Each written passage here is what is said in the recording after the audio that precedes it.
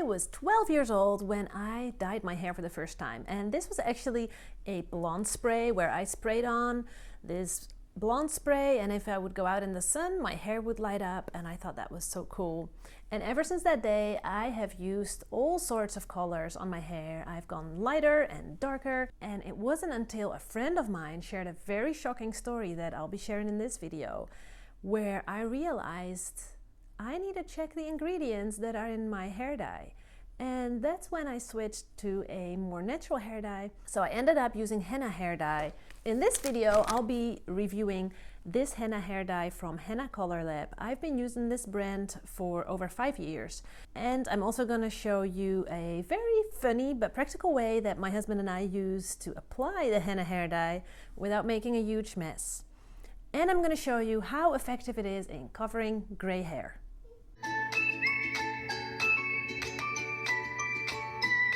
Hi, I'm Thea and I'm here to share healthy, natural and affordable tips with you, and today we're talking about hair dyes.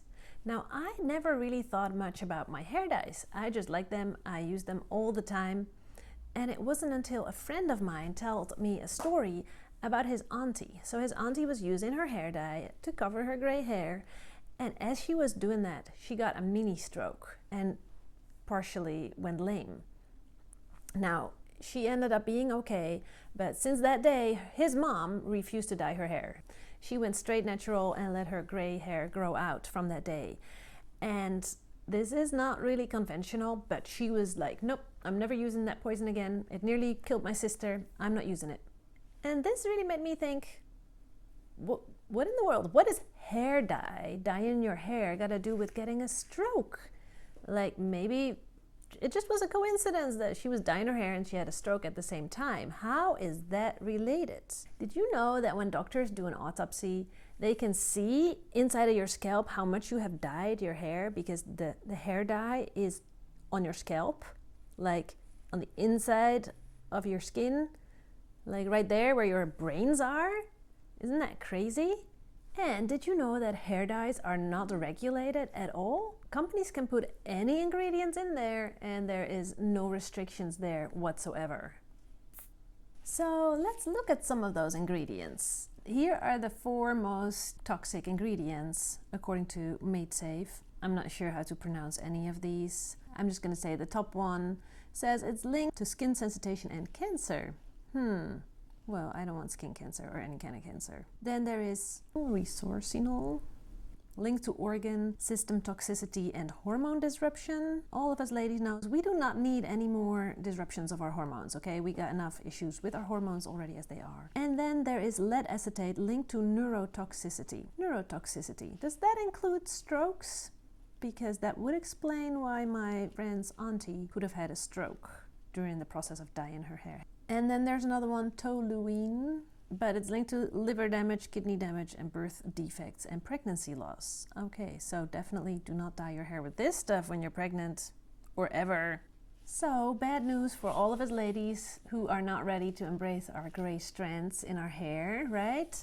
I actually didn't like the natural color of my hair because my natural hair has like this gray, ashy brown color, and so I always dyed my hair to kind of boost it up a little bit and give it a better tone. I was not ready to say goodbye to hair dye. So let's go to Amazon and check what kind of natural hair dyes are there, and then I'm going to show you how you can check whether this hair dye is really natural and safe to use or not. Natural hair dye on Amazon, you'll see the top natural hair dyes that pop up. So here we have a few, and I am going to check the Olia by Garnier, and I'm going to go to the EWG Deep Skin website, and this website can help you check for any kind of ingredient, and their database doesn't have all of the products, but I do have the Olia from Garnier in several colors. I would go for a medium brown probably, so that would be the one that I'm gonna check for. And here we go down and we see it has a 7, a red 7, and 10 is the worst. So definitely not a good score on your natural hair dye, Garnier. The risk for cancer and developmental reproductive toxicity isn't that high, but allergies, immunotoxicity are there, and use restrictions too.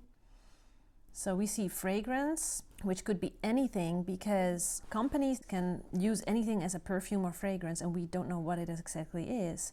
But wait a minute, those two words, toluene and resorcinol, those sound familiar. Didn't we just see those two at the 4 most toxic elements that could be in your hair dye? So here you see a natural hair dye pop up, and maybe they removed ammonia and it'll promote itself as ammonia-free hair dye. Yeah, but it's not free of toxins. There is some stuff in there that is definitely not good for your health. We see the rest of the ingredients here that are in orange, and then there is some ingredients that are in green. But ideally, you want a hair dye or any type of beauty products that is all green, or maybe green and a little bit of yellow. But products that have red on their score should really be avoided. We should not use those products. So using this website, it really helps to double check, is the product that I'm using, are they safe? Are these ingredients safe? Down below you see all the different ingredients, and you can also search just per one ingredient, is this one ingredient safe? There is a lot of information on the EWG website. I just remember Skin Deep, because when I type in Skin Deep, I always end up on this website. With the database of Skin Deep, you can check your own hair dye products and see how safe they are. So I looked around on the web and I found this Henna Color Lab, an all-natural hair dye. They have a lot of options for different colors, so you can go light brown and dark brown, more red or not red, whatever you like. Their powder comes in a little plastic baggie and it's really easy to dissolve. Some other brands put their powder in a cocoa butter like Lush. I have tried a block of Lush, but I had a hard time melting it. So I just found it easier to apply this henna hair dye compared to the Lush. But it does come in plastic, and it has plastic gloves and a plastic cap, so it's not the most eco-friendly option. So let's go look at how I dye my hair.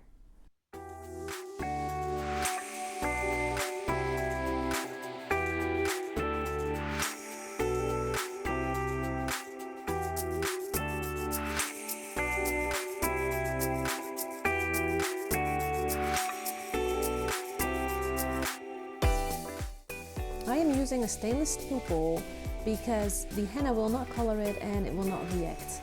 Aluminum or iron will react with the henna, so definitely don't use aluminum or iron utensils or bowls. A glass bowl or a stainless steel bowl is definitely the best way to go.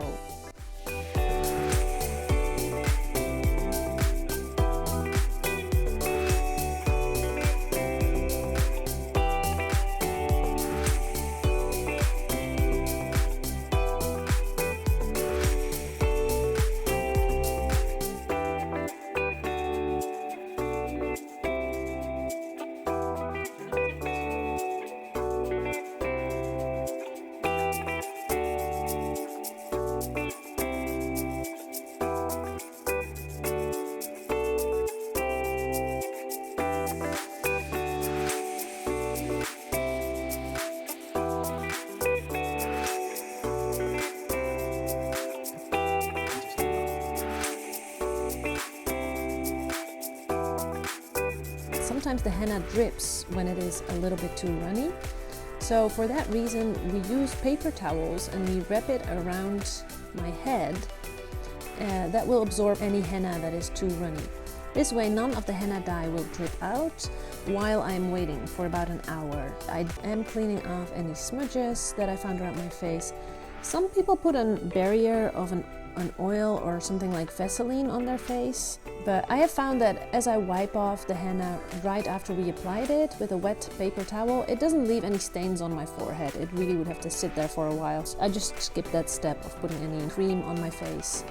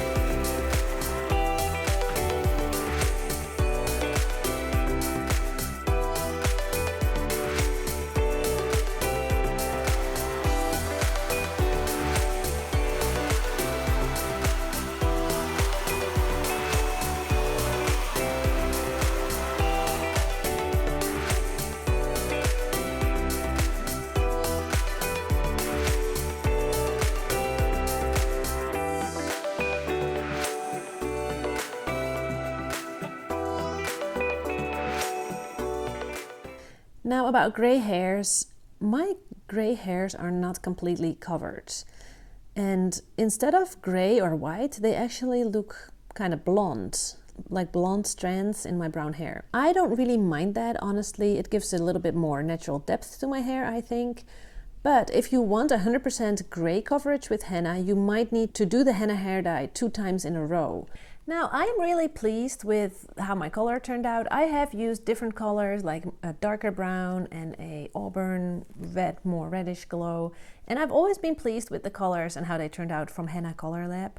And every time I go to the hairdresser, my hairdresser says, wow, you got really healthy hair. I don't know if that is because of the henna hair dye or because of the kind of vitamins that I take, but definitely the henna hair dye is not damaging my hair. Now, another side note is that if you have lighter hair, blonde hair, the henna hair dyes might not take as well.